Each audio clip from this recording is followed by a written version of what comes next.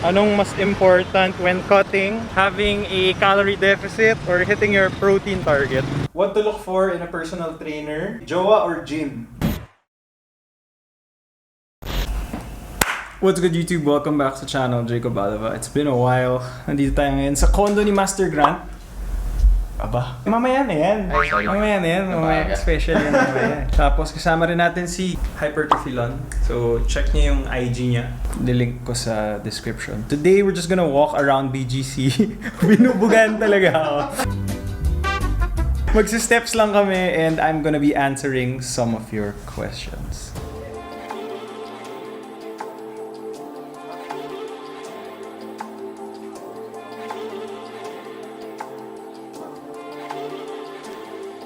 Grant, pakitaan mo nga sila ng natural pro physique.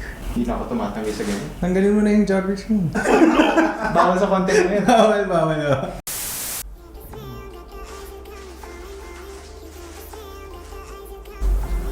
Linis. Backshot nga. Sige. Ay, mahina. Yeah, maganda nga lighting mo dito. Yeah. Guys, kung di nyo pa alam, naka-prep to. Grabe. Can I say something weird? Sige nga. Croissant! Solid.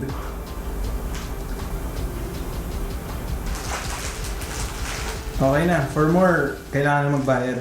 Yung no pants. Kahit yung no socks. So, ginawan tayo ni Master Grant ng black coffee. Pero syempre, lagyan natin Splenda para mas masarap. Mahilig ako with Splenda. 0 calories. So, Splenda Stevia equal, yan, yung mga usual na 0 calories instead of sugar. Kung may sweet tooth craving kayo for coffee ka na. Nakahiya, humingi ng teaspoon kaya may para di na ma-hassle yung host. Kaya ako nag-chopsticks para sobrang dali lang mag- So, first question, favorite all-time exercise? Yung sa akin, di naman siya all-time. May periods eh. So, each parang training phase, may favorite ako. And right now, since nakapag-legs na ako ulit, inoperahan kasi ako guys, in case di nyo alam. So, di ako nakapag-legs for 2 months. Ngayon, Romanian deadlifts are my favorite kasi ramdam na ramdam ko talaga siya sa hamstrings ko. And I'm trying to bring my hamstrings up a bit.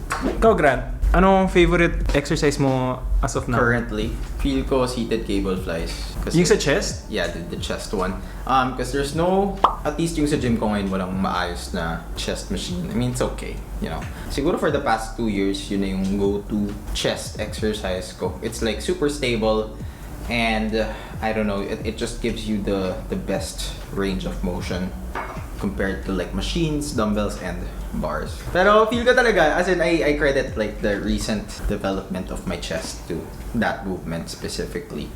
Or at least the variations of that. Kasi pwede mo din siyang gawin like for lower chest, pwede din for upper. Pero I just do it and it's my comfort movement nowadays. Well, Ikaw, Lon, ano favorite exercise mo ngayon? Sarap niya na, ano yan? kebab. Gusto mo ng MSG, lagyan mo yung noodles kasi wala siyang lasa. Lon, ano favorite exercise mo? Seated leg curl. Ano? Seated leg curl. No. Pusin muna.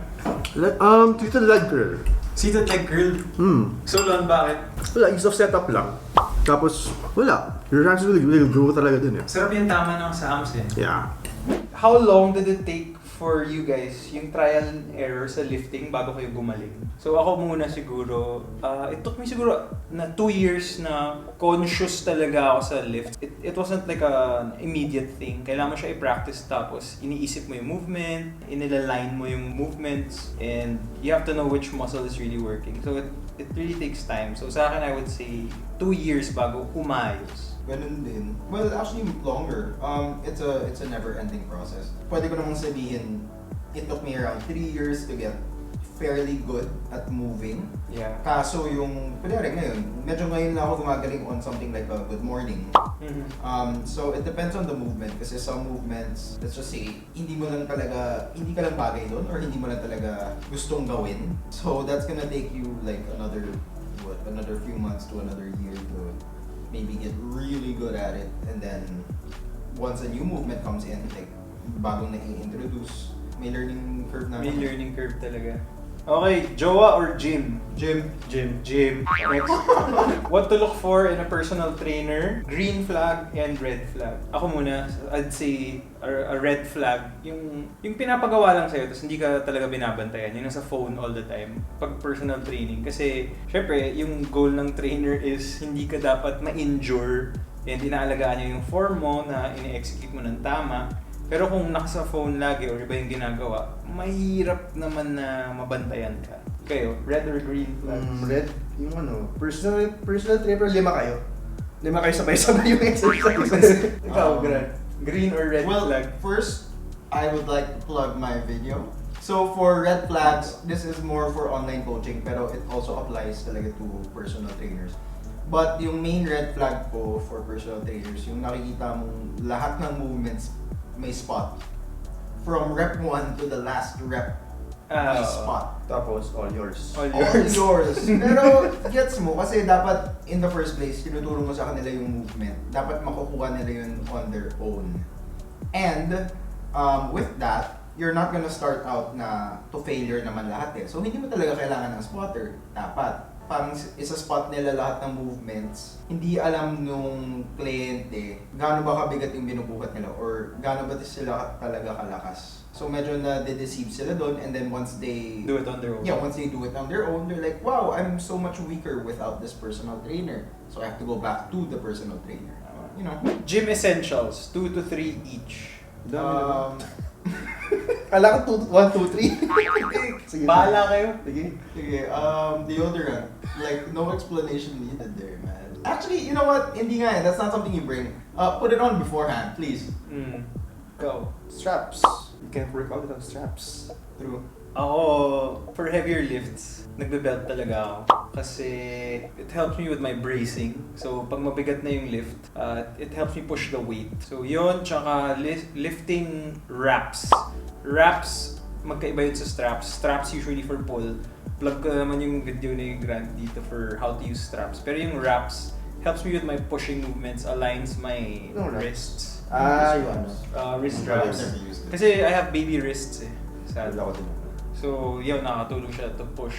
Lalo na yung mga push workouts. What can you say about Testo Booster Subs? Okay ba yun? Trash. It's a waste of money. But it helps pag you're a person na mababa yung test levels mo, like below normal. Pero kung hindi naman, you're gonna take it. Pero it's rare for you to actually have below normal test levels unless you've been messing with your hormones. I don't know. Yeah, no, most people just want to say they don't have a lot of tests because they want an excuse na, oh, I'm not making enough gains. How many hours between meals and exercise? Kanya-kanya eh. Depends rin on how big your meal is. Parang dati sobrang specific ko sa ganun, but at this point, sa totoo lang, medyo wala na akong pake. I train when I'm available or like when it's convenient, and I'll eat when it's convenient. Ikaw, Lon. Well, pag nasa deficit ka, usually, you wanna eat as close as possible to your workout. Para hindi ka mag-hypoglycemia. But, when you're on a surplus, kahit 4 hours, okay lang. Basta well-hydrated ka lang.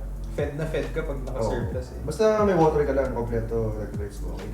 Tsaka pag naka-surplus ka rin, minsan sobrang busog mo, tapos kung didiretso tawid ka lang. tamarin ka rin. Taas na. Or masusuka ka, or uutot ka lang during the session. Ako personally, mga 30 minutes to 1 hour before, pero hindi sobrang laki ng meal, or hindi sobrang carb heavy. Kasi kung sobrang carb heavy, like daming kanin talaga, yun, maantokin ka talaga. Tsaka ayoko rin magbuhat ng punong-puno yung tiyan ko. So it's very relative. Try it out for yourself. Try out how big the meal is. Tapos yung wait a few minutes to 1 hour. Then if you feel like ganado na kayo magbuhat, buhat kayo. Again, it's very personal. Okay, next question. Need ba ng loading phase sa creatine after a long period of not taking? Pwedeng hindi, pwedeng oo. Kasi it will yield the same results. Yung waiting time mo lang, pero honestly, hindi mo naman siya na-feel. I've never felt the difference of like loading creatine. It is, I really think it's just like a marketing scheme. It doesn't really make a difference. As long as you take it every day. Meron mga 20 grams. Ako ginagawa ko 5 grams a day for every day. Ganun lang. Tapos 3 pag rest day. Tapos wala, magsasaturate na rin lang yun sa'yo eventually. So mag-steps na kami. This is the fit! All Ateli. Baka October mag-launch na kami finally. Okay, so steps kami. Currently, my watch is steps ko around 5K. Oh no! Let's see how far 7, or 8. how much more we can do. Ikaw, ilan ka na? 7, 8. 7, 8. Good thing we're in BGC. Get to take a walk without our masks. Sarap. Pero ako magmamask pa rin. For safety.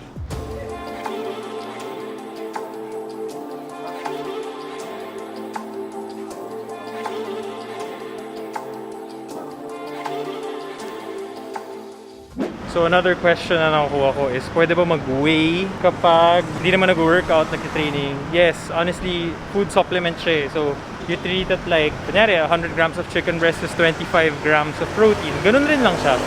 So, it's totally optional. Pero kung nahihirapan ka to hit your protein target, saka mo siya incorporate sa diet mo.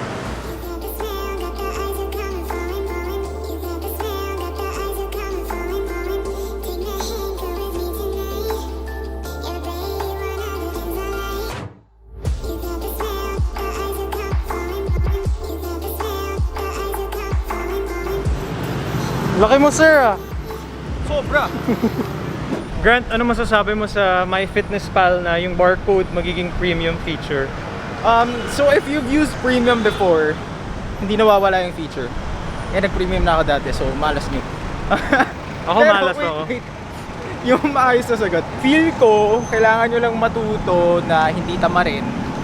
Type nyo lang naman mas madali pa nga yun eh. Kasi minsan yung mga barcode, pag dinouble check mo yung entry, Hindi rin tama. mali din eh. Sometimes it's a totally different product. Ako, I'd still use MyFitnessPal kasi syempre I'd still need to know ilan yung calorie intake ko.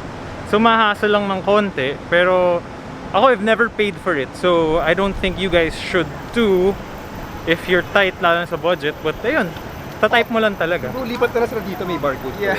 Ano yung mga alternative na pwede? Chronometer. Ano yan? Chronometer? Yeah. Baka iba yung tinatrack mo dyan, ha? Oh no! Anong mas important when cutting? Having a calorie deficit or hitting your protein target? Maganda sana kung both. Pero yung calorie deficit pa rin talaga yung pinaka-important. And at least you have to be training properly for challenging weight. Yeah, just don't half-ass your training and make sure you're in a deficit. And you will lose weight. Pretty sure. Yup, yung protein nyo kahit mga 0.8 lang yan, as long as you're training really well and sure ka na calorie deficit ka, basta calorie deficit with your carbs and your fats as well, you'll be fine. Tsaka huwag kang tatamarin.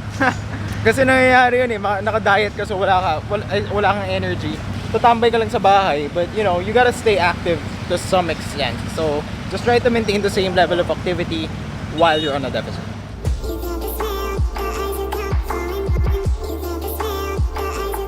Don, balita ko, tambay ka raw dyan, ah. Sen. Silo. Look who decided to join us. Champion! Champion! Sa vlog din. Hello, sir. Kumusta? Mamaya pakita mo yung physique mo, ah. Yes, sir.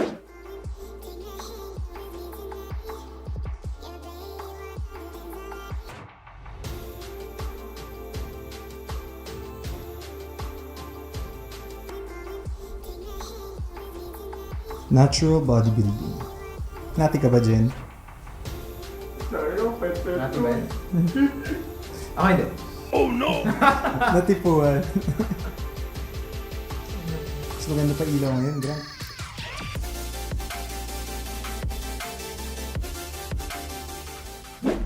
So guys, we are back. Naka 10k steps din kahit pa paano. And we're gonna be ordering food, so share ko sa inyo yung macros na kakainin namin. And Grant is gonna cook us something good. Say yes, chef. Yes, chef. Yung brain. Much better than seasoning it na ano, on top na raw. Yeah. Pumapasok yung lasa. Nagre-retain yung moisture niya. Ito, Jen. Ano to? Kamote ni Grant. Pwede ni Grant. So guys, ito yung dinner. So it's tuna. And tuna. Thank you, Master Grant. Yes, Chef. So, can you explain the dish? This is just marinated tuna in combo. And then this is spicy tuna. Halos no fat to, no? Barely. Except this one has like a tiny bit of sesame oil. Negligible. So, new discovery. This is Cross the Pizza. Lagay ko yung macros niya and the link. Not sponsored, pero sana, baka naman, di ba? But ganda ng macros. So, ayun, that's the final meal with the sashimi and gonna take a rest.